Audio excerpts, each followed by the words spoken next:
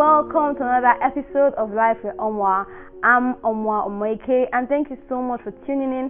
It's another Tuesday, yes, and I have another interesting topic for you guys today. So the topic for today is personal space. I know. It's very touchy. It's very sensitive. Like, most people don't like talking about it because they feel, well, I know how I do my things. I don't care. I really don't bother. And people that are accommodating enough would rather not talk about it. But it's something that has to be talked about because people have issues because of personal space with others. And I mean, this is Life with Omwa, so we're talking about life issues here. So, personal space. The good part of personal space is you get to, personal space. You get to relax, be yourself. That's where you lay your head, where you can do all the things that you can't do outside when nobody's seeing you, when you can think, your environment is serene and your mind is at peace, is at rest, and you are one with yourself, and you get to think and plan and, envisage for the future, and that is a best way to utilize personal space. But the negative way of utilizing personal space is where you don't want anybody to come around you, where you don't want to have people in your space, where you don't want to interact with people, where you don't, it's like more or less your personal space to you is like a hiding away from the world. Or more or less your personal space to you is like I'm not interested in confrontation, or hiding away from confrontation, hiding away from the world, being secretive. Being private is different from being secretive. Being private, you give out enough information, but at least you give out the ones you feel you can give out. That's being private. But being secretive, you give out no information at all, and that is very dangerous. Really, really dangerous, especially for people that are around you. So that's the good side and the negative side. And people that use it negatively, they tend to hide away from the world, and those are the people that end up having some kind of, issues with relating with people.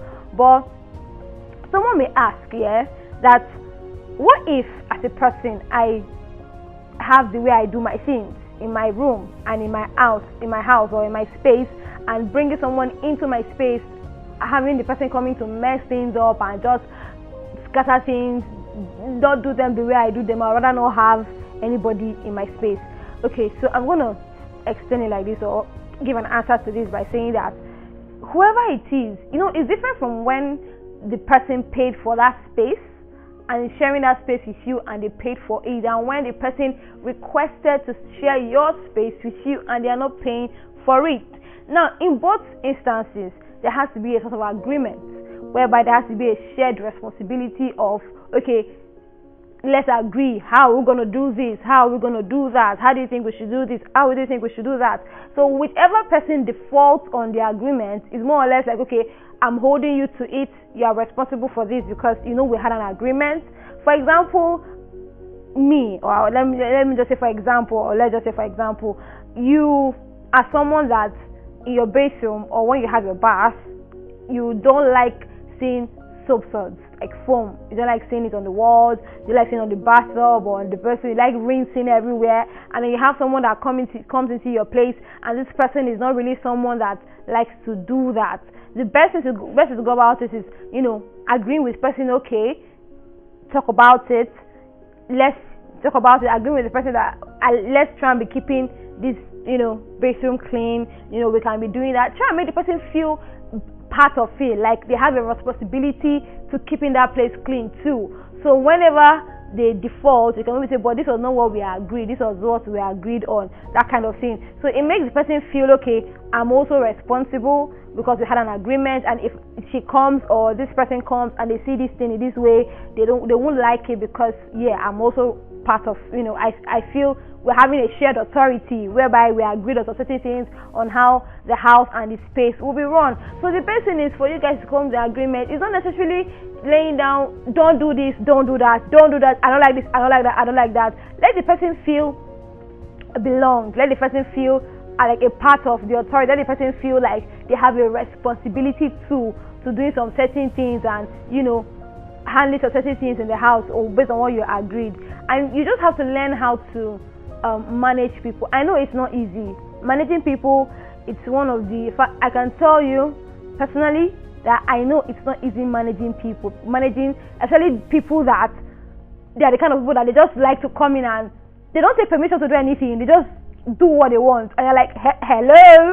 And if you're someone that is very, you're very picky, organized, that kind of thing can tend to get on your nerves, where someone just comes into your room or someone is staying with you and then the person just walks in and picks whatever they like, and you're like, did you ask? That kind of thing. So I know that it can be very, annoying, but you just have to learn how to manage the person. This is where discussion comes out. If there's anything you're not comfortable with, I recommend communicating, talking about it. Like, you're not comfortable with this, you're not comfortable with that, you're not comfortable with something, talk about it so that you guys can be able to live in peace and in harmony, in agreement, instead of having to keep it to your mind and then be resentful about that person. If you don't like this, you don't like that, you don't like, in a calm, peaceful, gentle, not authoritative, annoying, bossy manner, but in a calm, gentle, peaceful manner, or however you choose to manage it, and explain to the person that, okay, I'm not comfortable with this, I'm not comfortable with that, and see how best you can manage it. So it's more or less about managing people and trying to be accommodating, bringing people to your personal space, and who knows, you may learn a thing or two from that person. I mean, no man in an island.